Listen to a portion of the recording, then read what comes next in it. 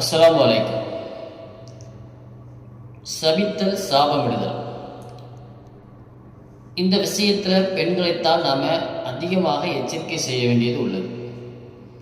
இன்னைக்கு மிக சாதாரணமாக கெட்ட வார்த்தைகளை சகட்டு மேனிக்கு பொறிந்து தள்ளுகின்றார்கள். இன்று வீதிகளில் சண்டையிடும் பெண்களை பார்த்தால் எளிதாக அதை புரிந்து கொள்ள முடியும். சண்டையில் அவர்கள் பேசக்கூடிய ஏசக்கூடிய வார்த்தைகள் காதில் கேட்க முடியாத அளவுக்கு இருக்கும். ஆபாசமாகவும் அருவருப்பாகவும் இருக்கும். மேலும் பெண்கள் தங்கள் வீட்டில் இருக்கக்கூடிய சிறு குழந்தைகள் சிறியதாக தவறு செய்தாலும் அவர்களுடைய கச்சேரி உடனே ஆரம்பித்துவிடும்.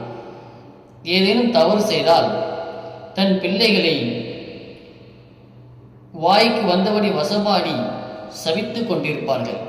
நீ நாசமா போன என்ன, எனக்கு நீ ஏன் வந்து பிறந்த, நீ செத்து தொலைஞ்சா என்ன, இந்த மாதிரி சபிக்கக்கூடியவர்களாகவும் சாபமிடக்கூடியவர்களாகவும் தாய்மார்கள் இருக்கிறார்கள்.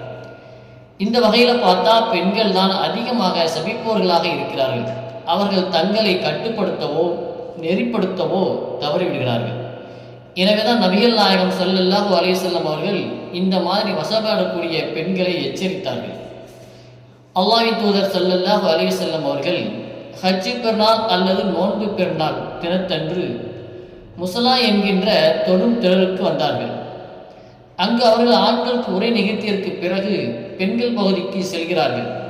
பெண்கள் பகுதிக்கு வந்து அவர்கள் உரை நிகழ்த்தி கொண்டிருக்கும் போது பெண்களை பார்த்து, பெண்கள் சமூகமே, நீங்கள் அதிகமாக தான தர்மங்கள் செய்யுங்கள், ஏனெனில் நரகவாசிகளில் நீங்களே எனக்கு அதிகமாக இருப்பதாக காட்டப்பட்டது என்று கூறினார்கள். உடனே அங்கிருந்த பெண்கள் எல்லாம் கேட்டார்கள், அல்லாஹ்வின் தூதரே, ஏன் எங்களுக்கு இந்த நிலை என்று கேட்டபோது அல்லாஹ்வுடைய தூதர் சொன்னார்கள், நீங்கள் தான் அதிகமாக சபிக்கின்றீர்கள் என்பதாக பதிலளித்தார்கள். இது புகாரில 3040வது ஹதீஸாக நாம் பார்க்க முடிகிறது. அல்லாஹ்வுடைய தூதர் பெண்களை பார்த்துத்தான் எச்சரிக்கை செய்திருக்கிறார்கள். இந்த மாதிரி வசமாடக்கூடிய சபிக்கக்கூடிய பெண்கள் தங்களை திருத்திக் கொள்ள வேண்டும் என்று நபிகள் நாயகம் ஸல்லல்லாஹு அலைஹி வஸல்லம் அவர்கள் எச்சரிக்கை செய்திருக்கிறார்கள். அதற்கு அவர்கள் அதிகமாக தானம் தர்மம் செய்ய வேண்டும் என்றும் வலியுறுத்தி இருக்கிறார்கள். அஸ்ஸலாமு அலைக்கும்.